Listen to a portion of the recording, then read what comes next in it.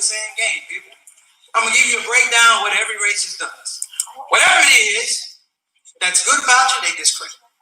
Whatever it is that's bad about you, they highlight. And whatever it is they don't know about you, they make up. Basically. I learned that when I was teaching school. I learned that basically, I had a scenario for it. So I wound up on a KKK website for about 3 hours. Back in the day, you can give them $1, they need money, they're always broke. I don't know if you know this, but the KKK has had to file for bankruptcy like 27 times in the last 75 years. I mean, as a black man, I think that's funny as hell. I hope the next sale is a bake sale. I'm just going to show up by all the brownies. Be free, please be free.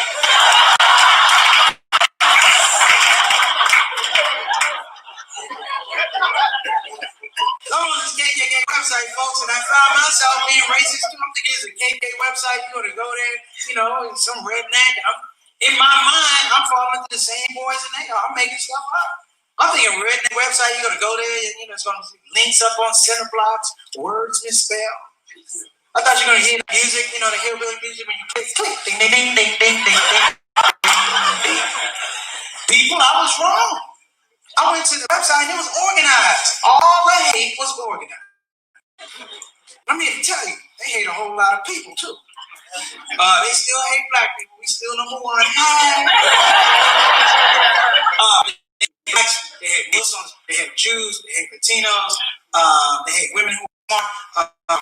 They even hate Buddhists. I was like, damn, how do you hate a Buddhist? What did the Dalai Lama ever do to you?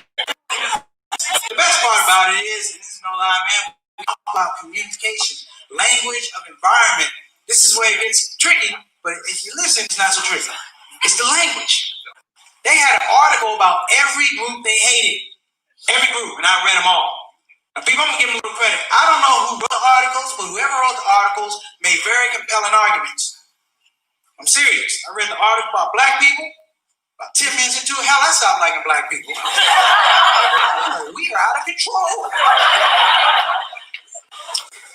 Now, my favorite article, I like the way it's worded. It was about black men. I'm not being biased. The name of the article was called Fear of a Black Man. Fear of a Black Man. Gave you all the reasons to fear a black man. Now, I'm going to give you the top 2. It's a great article. So if you've ever been out, saw a black man, wanted to be scared, didn't know how, this article for you. Reason number 2 to fear black men. All black men are socially irresponsible. Reason number 1 to fear black men. All black men are sexually uncontrollable. I read that one. I was like, damn. I can't be by myself. Don't touch me, stop. Don't touch me, stop.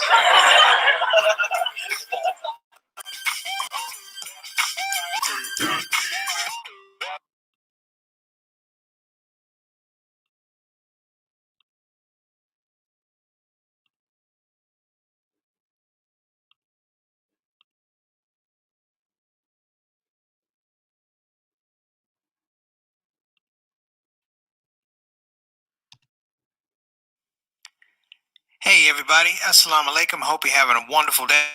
Make sure that you hit the subscribe button and the notify button so you know when you're getting new episodes, and we just want to grow this project. I thank you in advance. Without further ado, let's get it rolling. Show.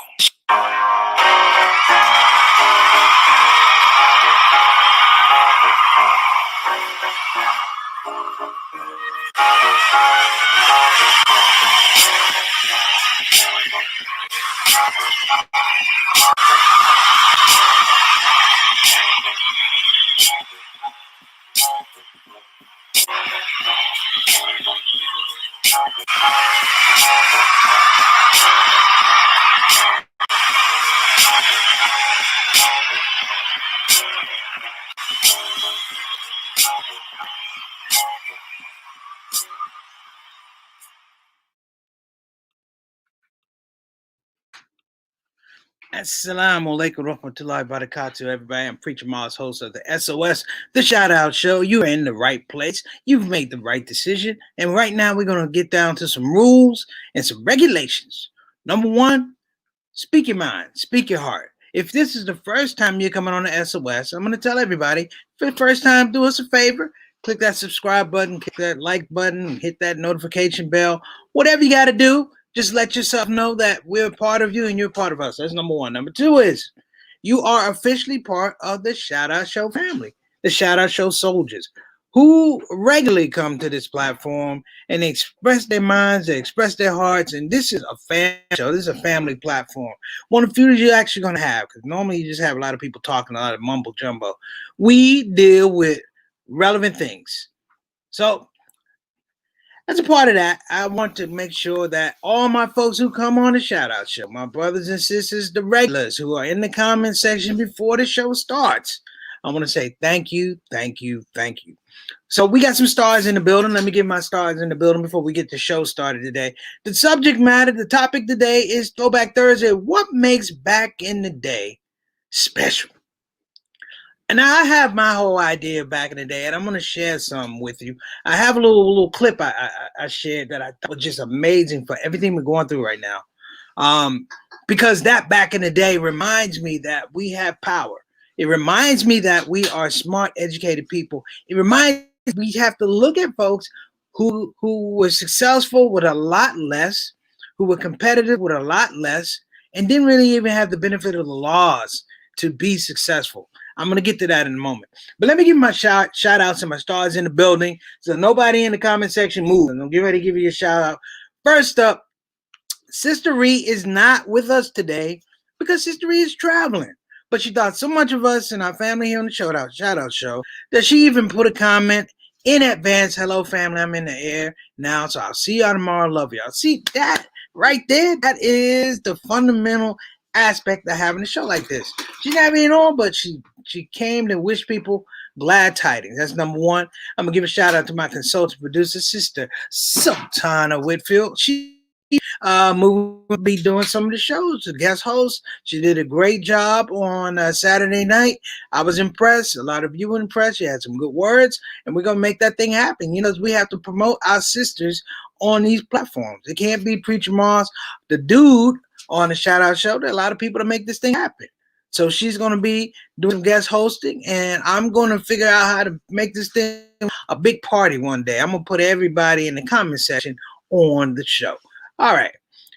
Sister Santiago, here you go. Thank you so much. We're going We're hoping that you're doing well with your back surgery. I know you've been going through some health problems, and they say health is wealth. So whatever it is, remember, your body has rights. Listen to what the doctors say. Don't be like my mom, because my mom thinks she know everything. And, well, back in the day, your mothers knew everything. That was before medical help. That was before Obamacare. That back in the day, your mama, if you had a broken leg, she'd just spit on your elbow and it'd feel better. That's the power of black moms, though. Okay. And we have Sister Ika all the way from Indonesia. Sister Ika, thank you so much for coming on the show. I know that it is probably Fajr time around there, so you get up and moving, but you tune into the show. So all we can say is thank you. My main man, walaikum assalam, rahmatullah barakatuh, brother Ataf Rashid, all the way from Toronto, brothers and sisters. It's good to see my brother, man. I miss Toronto. Love the whole idea of Canada, man. I wish parts of the world, part of the United States could be a little bit more like Canada. And I think that, I'm going to, one day, I hope I'll get up there and I'll do a shout out show in Canada. Today's topic, brothers and sisters, let me preface it. The topic is what makes back in the day so special. Now, I'm saying this because I'm at that age when people start talking about back in the day. I've heard some young folks talk about back in the day, and they're referring to me. I realize I'm an antique. At 53 years old, I have gone through generations of back in the day. I've been through 2 generations of back in the day. And the way I do it is 20 years, and that would make it, I have 13 remaining. So it's like you've seen 20 years of things, brother and sister. I'm like, yo, this is crazy. I'm at my mom's house right now. I remember how this neighborhood used to be. It's all black, pretty much all black now. But I remember when there was a lot of white people that around here, and we had to know one another, and it's integrating, and it was busing and all that type of stuff. We made our way through. But it's interesting because that back in the day really fuels a lot of what's going on today, if you will. It is lessons from the past that are not learned that lead to us having to relearn lessons, relearn pain, relearn hatred, and in many regards, relearn unnecessarily. But there are certain things, certain aspects about when we talk about back in the day. You know what makes back in the day special? You know what really makes back in the day special? Work with me on this one. What really makes back in the day special is that you had heroes. Hear what I'm saying? You had heroes in your community, in your family, in your church. I mean, you had heroes. We had sports heroes. We had people who were really good at sports. We had cats. We called them nerds, but they were really, really smart. We respected them for being smart. We hated on them for being smarter than us, but that's the real talk, right? And you had your parents who gave you, in many regards, two things. They gave you purpose or framed your purpose, and then they gave you position to pursue your purpose. So by the time you got it to the end of high school, you knew what you want to do. Did you want to go to college? Did you want to go to work? Did you want to go to the military?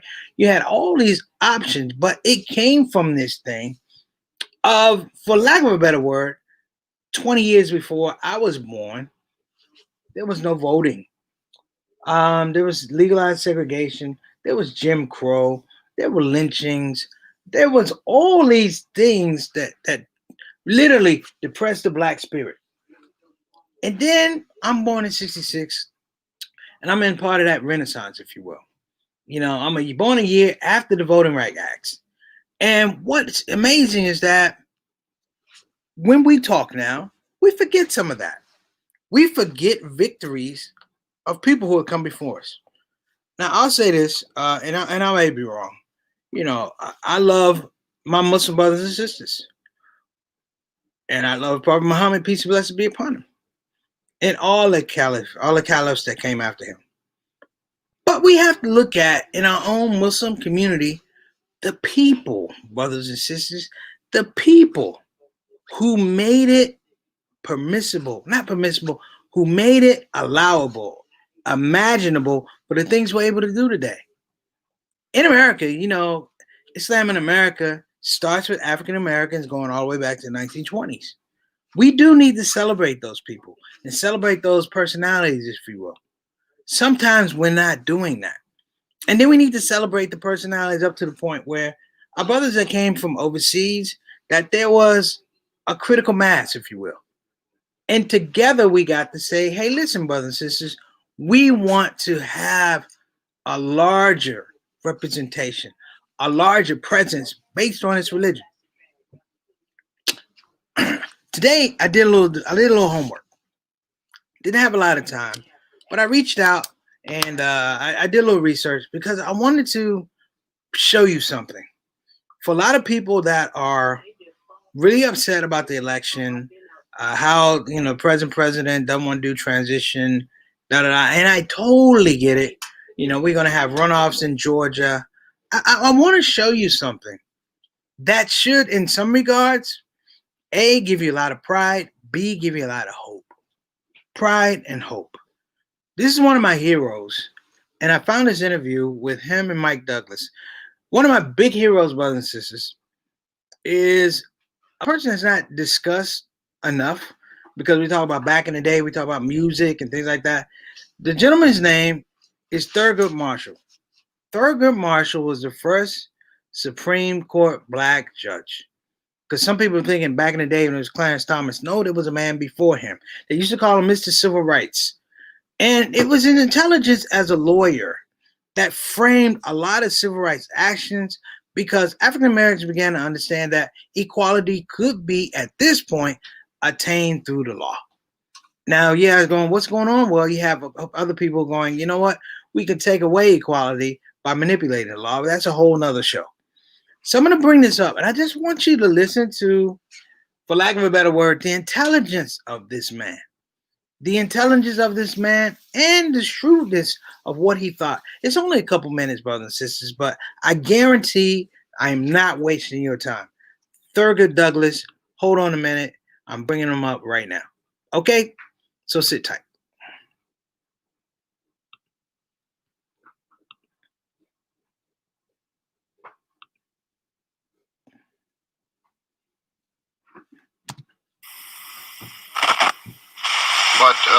the South considers a lawsuit violent. Well, if that's violent, yes, I'm for it. But I'm not for not protecting myself. I am for protecting myself at all costs. If somebody throw dynamite at it, I'm going to sit there and let them throw it if I can. Do you think that President Eisenhower, Mr. Marshall, has done all that he can thus far to further the cause of integration? And what I mean is in practice as well as in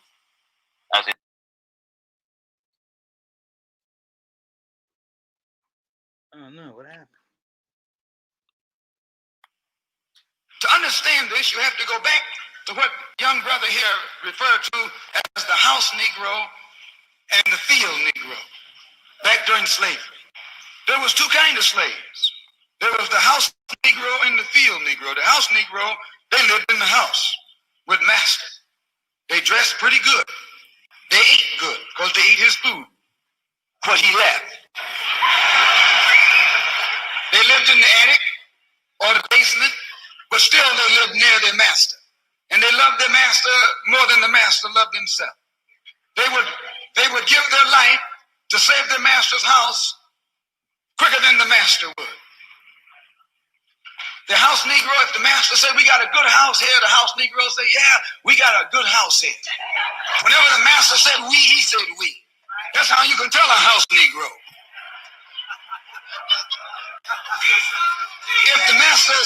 If the master's house caught on fire, the house Negro would fight harder to put the blaze out than the master would.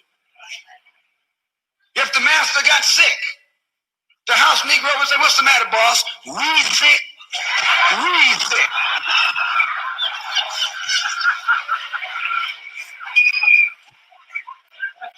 He identified himself with his master more than his master.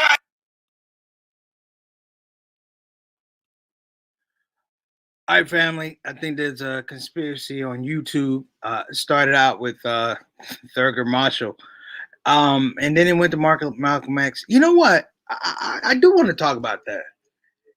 You know, before there was that Malcolm X, there was that Thurgood Marshall who, while he's not talked about a lot, he moved a lot of mountains for education, moved a lot of mountains for integration and armed services, of course, colleges, sports, and of course, that's not discussed enough because it's not a very physical thing. And then it was funny that, I guess by design, it's funny that you had Malcolm X talking about house Negro and the field Negro. The house Negro and the field Negro. And that was a very, very poignant, an extremely poignant idea because there was a time, as Thurgood Marshall talked about, and dig what he said, brothers and sisters. He said in the South, and he's bringing this up, he's talked about the idea of a lawsuit, of black people filing a lawsuit. Let me say it again. Black people filing a lawsuit. What does that mean? It means that up to that point, black people could not fight the law. Let me say it again. Thurgood Marshall is talking about black people actually exercising their right to fight the law. If you ever get anything out of Thurgood Marshall, understand that concept because it's really, really interesting because a lot of us don't think that way. We talk about the Voting Rights Act. People don't understand that black people couldn't file lawsuits. They couldn't file lawsuits.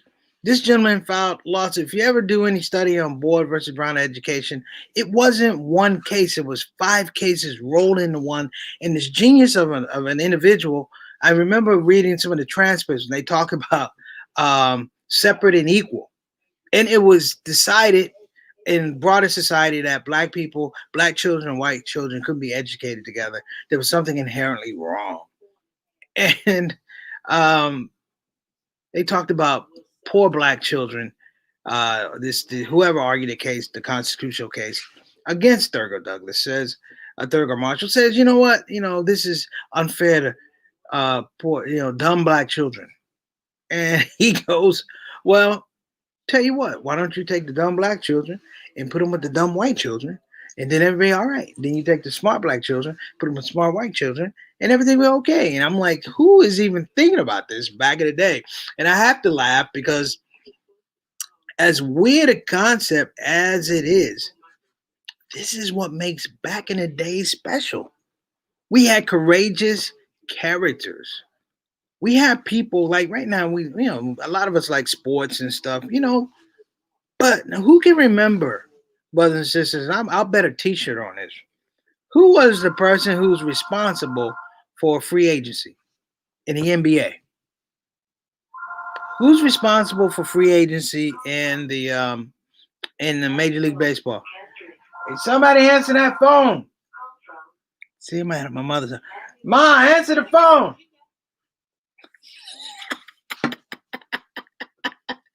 You know what? I shouldn't even have to do that. This is my mama's house. So if she want to answer her phone or not answer her phone, that's fine. You know why? Because I'm going to tell you why. Because my mom is back in the day. So that phone call comes before all of it. If she made me say, hey, listen, your auntie want to talk to you, come over talk to her, I'm going to have to hold up the show or talk to my aunt on the phone while I'm doing this broadcast. You know why? Because back in the day, characters represented a particular type of narrative.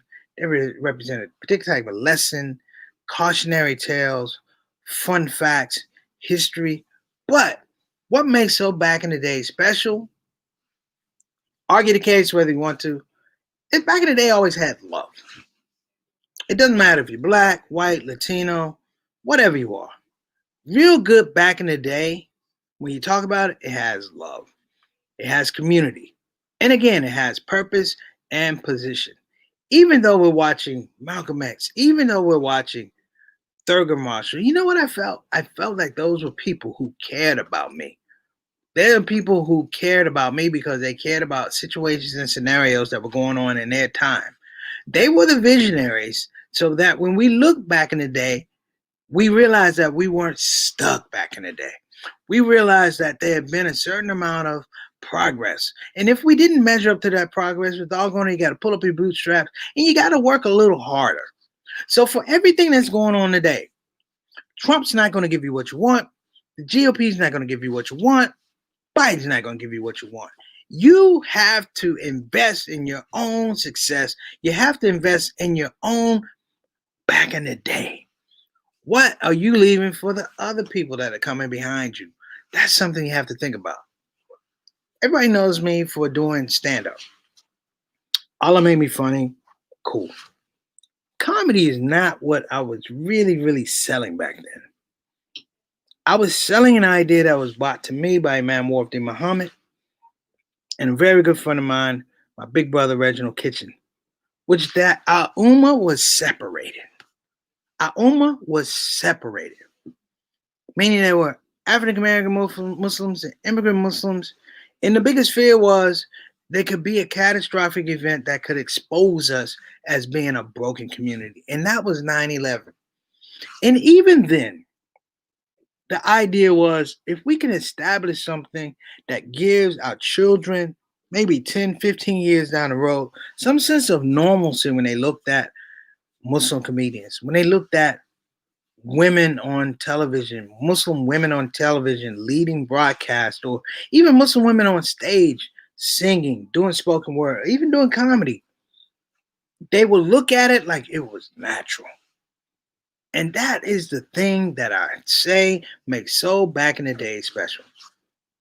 Now I don't have time to go through every back in the day show, back in the day thing about doing all that made me funny, because there are too many to remember. People like Imam Oliver Muhammad out of Raleigh. People like Minister Donald Muhammad's Mosque number 28 in St. Louis.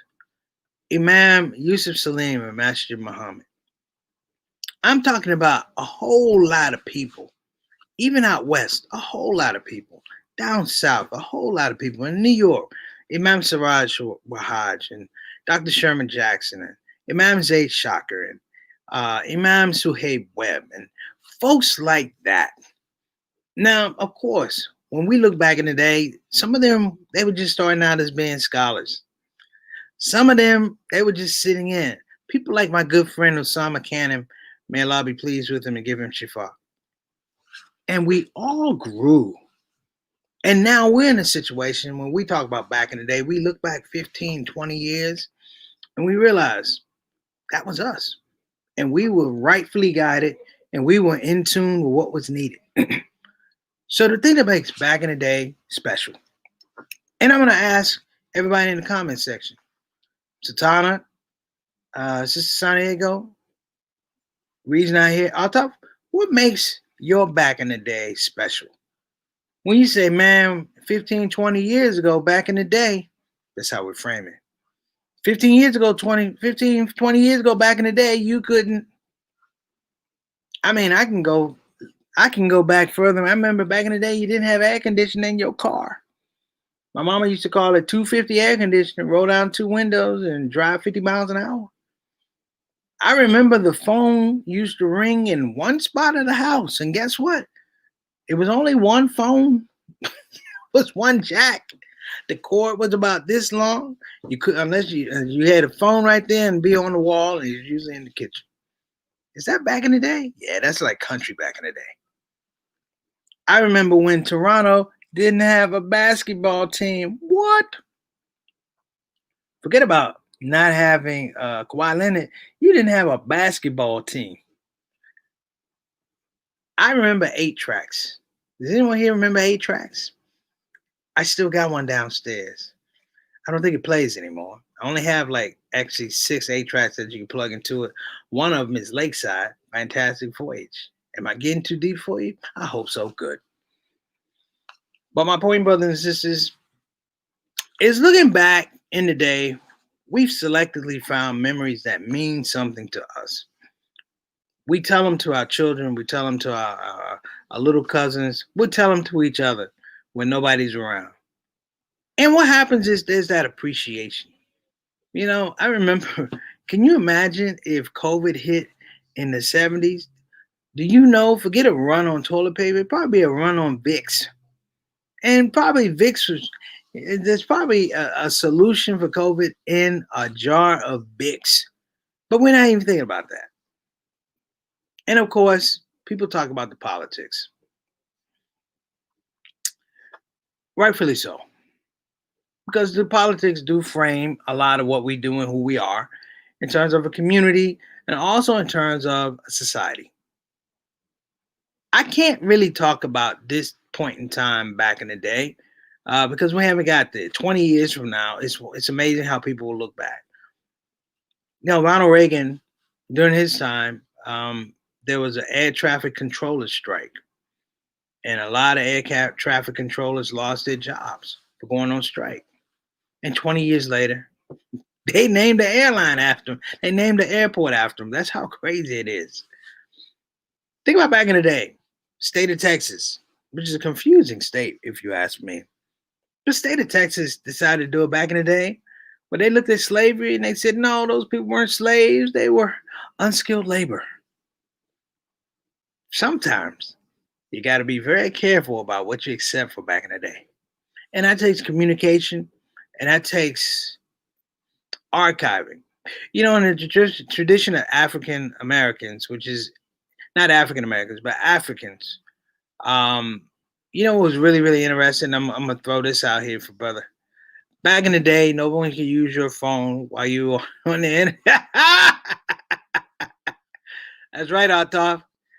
Remember, you could put a thing on to block people from calling you, and then you'd be on the internet because it was so new. You've been on the internet like 4 hours. The whole world would have changed trying to call your house. I remember I took it off. It was like 20 voicemails. That's when I was living back in Milwaukee. Back in the day. I remember back in the day, this is for Sultana. Sultana, you remember shags? That's when you would cut off all your hair, cut it low, and then you leave this little bump of hair in the back. It was called a shag. I had a shag one time. My grandfather told me, boy, go back there and get that money back from your barber and tell him not to cut your hair like that. Of course, I got a shag. Well, you know, that was my first time having a shag and my last time. I'm thinking about that. You know, back in the day, before parents would just rush you to the dentist, remember when you had a loose tooth? or tooth that was bad? Tell the truth. How many people had a bad tooth removed at your house? Not the most sanitary thing. You know, my grandfather was like, "No, I wash these pliers off." I'm like, "Pliers?" And back in the day, the fun part of listening to your grandparents, your grandmother, your grandfather, your aunts and aunties talk about their back in the day and what they remember from being kids and what they remember from growing up. You know, all right, we got Satana said, remember dial up? Yeah, remember dial tones. Forget dial up. Remember dial tones? You pick up the phone and be like, remember busy signals? We don't even get busy signals anymore. I miss busy signals. I remember life before call waiting, brothers and sisters. And it was the original call waiting. As I told my uncle, I've been calling you all day. He said, I've been on the phone. He said, that means you got to wait. Hence, call waiting. I'm not saying that he came up with it, but I'm just, there you go, out top. String on the doorknob. Take that tooth off. Take that tooth off. I remember hood back in the day. Remember pickles on the stick? I think Satana knows that. Black folk would get pickle on the stick. Chico sticks. I remember the candies we used to have. Remember O. Henry? Here's one good back in the day. Here's one classic back in the day. Dr. J's afro. Whoo! Boy, that was the prettiest mane of hair you had ever seen playing basketball. And I'm not going to lie to you, brothers and sisters. I could never grow a bush. But if Allah at a young age had given me a chance or given me one or two wishes, one of them was I wanted to have a Dr. J. Bush while I was playing basketball. I didn't even have to be good at basketball. I just wanted that bush. Well, listen, this has been a short little thing. I hope you guys don't mind. My back in the day is just like everybody's back in the day. We love it. We remember and we have memories and we cherish those things. And I'm going to ask for everything that you're going through, you know what? If you don't like today, you can always go back in the day. God bless you. See you tomorrow. Assalamu alaikum rahmatullahi wa barakatuh. Make sure you check out Thurgood Douglas, Thurgood Marshall. I don't know why I keep calling him Thurgood Douglas, but Thurgood Marshall. Check him out. Intensely intelligent, brothers and sisters. You gotta check that man out. He is amazing.